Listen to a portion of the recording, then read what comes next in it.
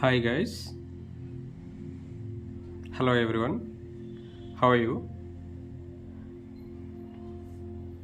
Let us see here purification and characterization of organic compounds.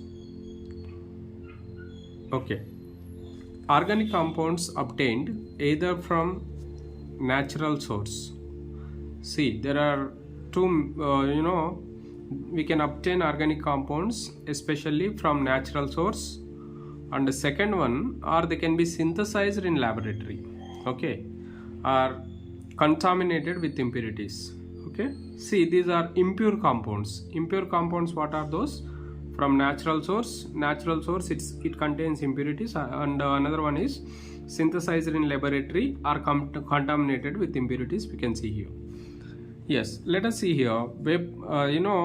Various methods are used for the removal of impurities from organic compound. Okay, see, different methods we can use to remove the impurities from organic compounds.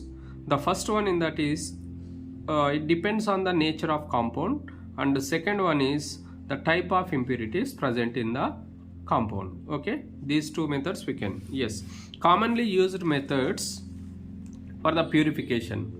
Commonly used methods for the purification of organic compounds, let us see here. The first one is sublimation, and second one is crystallization, and third one is distillation, fourth one is solvent extraction. This is also called differential extraction, we can see here. And the fifth one is, we can say, chromatography. Okay, yes. Note, most of the pure organic compounds contains sharp melting and boiling points. We have to keep that in mind. Okay, yes. First method we are going to see here, sublimation. Right, let us check here. Sublimation is used for the purification of solids. Okay, it is used for the purification of solids from non-sublimable impurities. Okay, non-sublimable impurities we can say here. Examples, what are the examples here? Let us see: camphor, naphthalene, anthracene, benzoic acid, phthalic anhydride, and anthraquinone, indigo, iodine, mercury chloride, solid SO2. Yeah, these are examples for the sublimation. Yes, what is actually sublimation? Let us see here. The process of conversion of sublimable solid to vapor state directly by heating without passing through liquid state. That means directly from which state to which state substance can be converted from solid state to vapor state directly. Okay, that's called, without passing through liquid state is called sublimation, we can say here. Okay, right. Next one, crystallization. Let us see here. Crystallization. Crystallization means what? It is used for the purification of solid organic compounds. Okay, most commonly used solvents for crystallization are water, alcohol, ether, chloroform, carbon tetrachloride, acetone, benzene, petroleum ether. Okay, these are the most commonly used solvents. Actually here these solvents, why we have to use? Because we have to dissolve the organic compound with impurities. We have to dissolve that in this solvent. Okay, that's why here solvents are most important in crystallization. Yes, sugar having an impurity of common salt. Common salt, nothing but what? NaCl. We can say here NaCl is the common salt. You can say that. Yeah, sugar having an impurity of common salt can be crystallized from hot ethanol. Ethanol formula is what here? C2H5OH. Hot ethanol, you can say here. Right, since sugar dissolves in hot ethanol, but common salt does not. We have to keep that in mind. Okay, yeah. Repeated crystallization. Repeated, why? What is the reason behind repeated crystallization? Because if some substances, they cannot be separated by this crystallization process, we have to do repeatedly. That repeated crystallization is called fractional crystallization. Okay, yeah, it can be used to separate a mixture of KClO3, okay, potassium chlorate, it is less soluble, and potassium chloride more soluble. This to separate the mixture of KClO3 and KCl, what we can use here, we can use fractional crystallization. Okay, yes, yes, let us see here what is actually crystallization. Crystallization is based on what? Let us see that. Yeah, you see here, crystallization is based on the difference in the solubilities of the compound and impurities. You see here, crystallization is based on the difference in solubilities. You have to keep that in mind. It dissolves, right? It is soluble. Substance is soluble. Solubilities of compound and impurity. See the required organic compound and impurities in a suitable solvent. Alright, the principle involved in this method is, what is the principle involved in crystallization? Impure compound dissolved in a solvent and is sparingly soluble. See, the impure compound which is dissolved in a solvent is sparingly soluble. What is sparingly soluble? Very, very slightly. Sparingly means very slightly. Very slightly soluble, you have to keep that in mind. Yes, at low temperature, but appreciably soluble at high temperature. Okay, yes. Next, here insoluble impurities are removed by filtration in hot condition. Insoluble impurities are removed by filtration in hot condition. That means what we can understand here, organic compound can dissolve completely, but impurities cannot be dissolved. Insoluble impurities are removed by filtration in hot condition. Okay, yes, keep that in mind. All right, next, the filtrate on cooling. The filtrate, let us see here, the filtrate means what? Which contains organic compound. Impurities are not dissolved, they are filtered out. The filtrate on cooling saturated solution, pure compound crystallizes out. This compound is which compound here? Pure organic compound crystallizes out. Which compound it is crystallizes out? Organic compound. Okay, keep that in mind. Yes, here impurities which impart color, okay, are removed by adsorbing over activated charcoal. The process is here, keep that in mind, adsorption, not absorption. See, which impart color are removed by adsorbing over activated charcoal. Okay, keep that in mind. Yes, next process, let us see here, distillation. Distillation process, it's an important method used to separate, yes, first one, see here, volatile liquids from non-volatile impurities. Volatile liquids means what here? The liquids which can be converted on their own to the gaseous state. Those are called volatile liquids, we can say here. Volatile liquids from non-volatile impurities. And the second one is here, liquids having sufficient difference in boiling points. The liquids having sufficient difference in boiling points. These two types of substances can be separated. Okay. One is volatile liquids from non-volatile impurities, and the second one is liquids having sufficient difference in boiling points. Okay, these two we can use to separate. Okay, next one, see here, simple distillation. Okay, from the distillation process only we can continuation simple distillation. Let us see here. Yeah, what is actually simple distillation? What is simple distillation here? Let us see that. This process is used, this process means simple distillation. This process is used for purification of liquids which does not undergo decomposition at their boiling points. Okay, that means, see, if you boil a substance, if it does not decompose, then the simple distillation can be used. If it decomposes, we cannot use this method. Simple distillation process we cannot use because if it decomposes. But here, that's why purification of liquids which does not undergo decomposition at their boiling points. Okay, keep that in mind. Right, next one you see here, the vaporization. What is actually simple distillation? Let us see the definition. The vaporization of a liquid by heating and subsequent condensation of vapor by cooling. First what we have to do here, we have to heat the liquid and subsequent condensation of vapor. Whatever the vapors collected, they are cooled by cooling. See, condensation of vapors by cooling is known as simple distillation. We have to heat, again we have to cool it. That process is called as, simple distillation. Okay, yes. Next, let us see here. The liquid mixture is taken in a round bottom flask.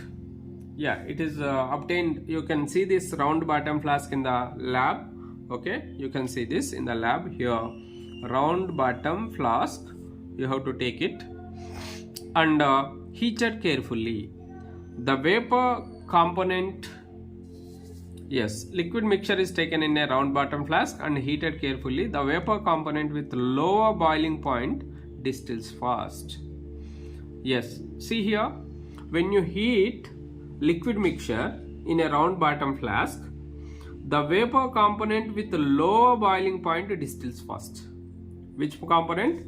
The vapor component with lower boiling point distills first, and the vapor formed is, whatever the vapors formed is condensed by using condenser. Okay, the vapor formed is condensed by using condenser, and the liquid is collected in a receiver. You can see here. Okay, yes, and the vapors of component with higher boiling point. Okay, the vapors of component with higher boiling point distills later. Okay, that means which one distills first? With lower boiling, the vapors with lower boiling point distills first. That's why they have collected in a receiver, and the vapors of component with higher boiling point distills later. Okay, yes. Yeah, the liquids that have boiling point difference greater than 40 degrees centigrade. You see here, the liquids that have boiling point difference, that means if you take two different liquids, okay, their boiling point difference must be what? Greater than 40 degrees centigrade. Okay, the liquids that have boiling point difference greater than 40 degrees centigrade can be purified by this method. By which method? Simple distillation. Okay, if they have greater than 40 degrees centigrade, this method can be used. Which method? Simple distillation can be used. Okay, yes. Let us continue this. You see here examples. Let us see the examples greater than 40 degrees centigrade. You see here chloroform. What is the formula of chloroform? CHCl3. Chloroform formula is CHCl3. The boiling point of chloroform is 334 Kelvin and 61 degrees centigrade. You see aniline. What is the formula of aniline? C6H5NH2. This is amino benzene. We can call it as amino benzene or aniline. We say that. Yeah, aniline here boiling point is 457 Kelvin. What is the boiling point? 457 Kelvin or 184 degree centigrade. The difference is greater than 40. Therefore, the mixture of these two substances can be separated by using simple distillation. And second example, see here, ether. Ether formula is what here? The general formula of ether, ROR. We can say here R is alkyl group. R means alkyl group. It may be same or different. R dash, R dash may be same or different. We can say R not equal to R dash or R equal to R dash. Any one of these it is possible. 308 Kelvin and 35 degrees centigrade. And whereas toluene, what is the temperature? What is the boiling point? You see here toluene. What is the formula of toluene? C6H5CH3. This is methyl benzene is called toluene. The overall formula we can write it as C7H9. It can also be written as R C7H9. Toluene formula, keep that in mind. C7H9 or C6H5CH3. This is also greater than 40 degrees. We can see here. And the next one, benzene. Let us see here benzene. Benzene, what is the temperature? Boiling point 353 Kelvin. And the temperature is 80 degrees centigrade, boiling point we can say here. And aniline has boiling point or boiling temperature 457 Kelvin on 84 degrees centigrade. Therefore, benzene, aniline, ether, toluene, chloroform, aniline. These three mixtures can be separated by using, benzene formula you know very well, C6H6, and aniline already I have written there, C6H5NH2. Yes. The mixture of these can be separated by using simple distillation. And the next one here, look at here, fractional distillation. What is actually fractional distillation? Let us see here. Yes, fractional, see, we have seen simple distillation. Simple distillation means what? If the mixture of two components is greater than 40 degrees centigrade, the boiling point difference is greater than 40 degrees, simple distillation can be used. But the boiling point, difference of boiling point, if it is less than 40 degrees centigrade, then fractional distillation can be used. Okay, if it is greater than 40 degrees centigrade, then simple distillation. If it is less than 40 degrees, fractional distillation can be used. Yeah, vapors of liquid mixture are passed through the fractionating column. Fractionating column, how it looks like? Fractionating column, it can be like this, because it's a it's a glass tube. It can be shown like this. It's a fractionating column. It can be shown like this. Yeah, it looks like this because it's a glass tube. You can say here fractionating column means it's like a squirrel. It can be there, right? Vapors of liquid mixture are passed through the fractionating column before condensation. Okay, yes, before condensation we can see here. Then after what, which is fitted over the mouth of conical flask. Conical flask, how it looks like? Conical flask, how it looks like? You see here, this is called conical flask. It's a round bottom, bottom flask we can say here. This is called conical flask. Fractionating column can be fitted like this. It can be squirrel like this. You can see. Okay, all right. It's a mouth of the round bottom flask, which is fitted over round bottom flask we can say here. The fractionating column provides many surfaces for heat exchange between ascending vapors and descending condensed liquid. Okay, yes, here provides many surfaces. Many surfaces. Why is it many surfaces? Because it's like a fractionating column. I have already shown. It looks like this. It looks like this. That's why it has many fractionating surfaces we can say here. Many surfaces for heat exchange between ascending vapors and descending condensed liquid. That means if the boiling point is greater, only vapor can be, means because the boiling point difference is less than 40 degrees, right?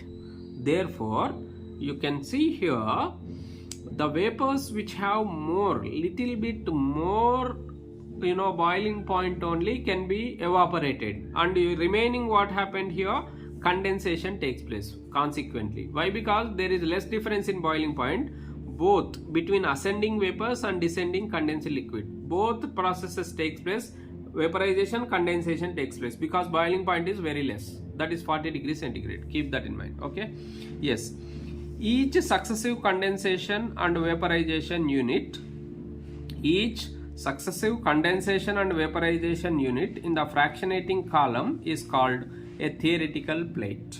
Okay, yes, each unit here, each successive condensation and vaporization unit in the fractionating column is called theoretical plate. It can be looks like, okay, theoretical plate we can say here. The vapors of the liquid with higher boiling point condense before the vapors of liquid with lower boiling point. Okay, yes, you can see that the vapors of liquid with higher boiling point condense before the vapors of liquid with lower boiling point. Which one condense here? Okay, higher boiling point. The vapors with higher boiling point evaporate first. That's why condenses first. You can see here. Before the vapors with lower boiling point. Okay, they cannot condense. Lower boiling point vapors cannot be condensed. With higher boiling point only, because they can, they can condense first. We can say here. Right. Next, the vapors. Yeah, let us continue this here in next sheet. Right,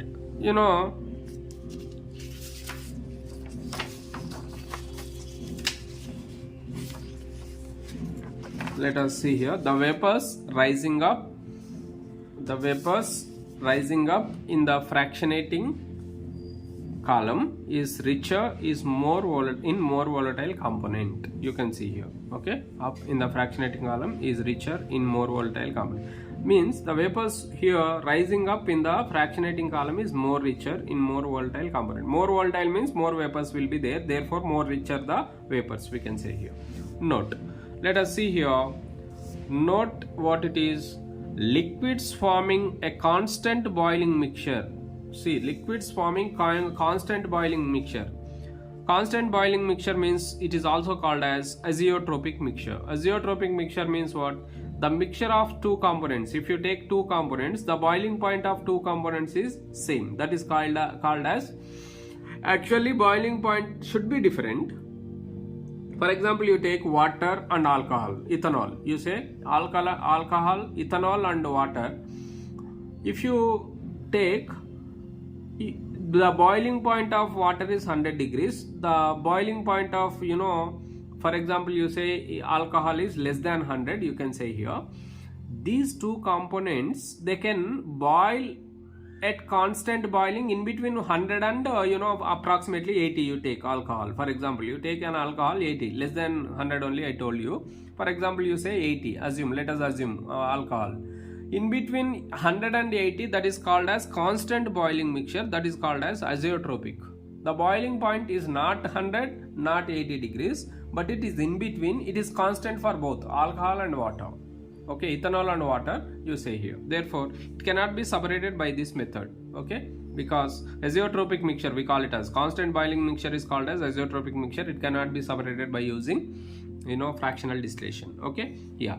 Let us see here. Fractional distillation is used to separate different fractions of crude oil in petroleum industry. Yeah, it can be used where different fractions used to separate different fractions of crude oil in petroleum industry. Keep that in mind. Next example here, acetone. Example for fractional distillation, less than 40 degrees difference. You see 57, 65, less than 40. 80 degrees 111, it is less than 40. Acetone and methanol. Acetone formula is what here? Formula of acetone is CH3 CO CH3. It's a ketone. Okay, the acetone formula. Methanol, what is the formula of methanol? CH3OH. CH3OH, methanol. Next, benzene, you know very well.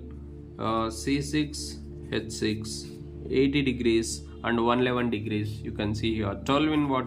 C6H5 CH3. It can also written as C7H9. Okay, C7H9. You can say that. Okay, this is the example for the fractional distillation. Okay, yeah, this is all for this lecture. Let us continue this in next lecture. Okay, thank you very much. I hope you understand, and you can ask me doubts if you have anything. Okay, yes.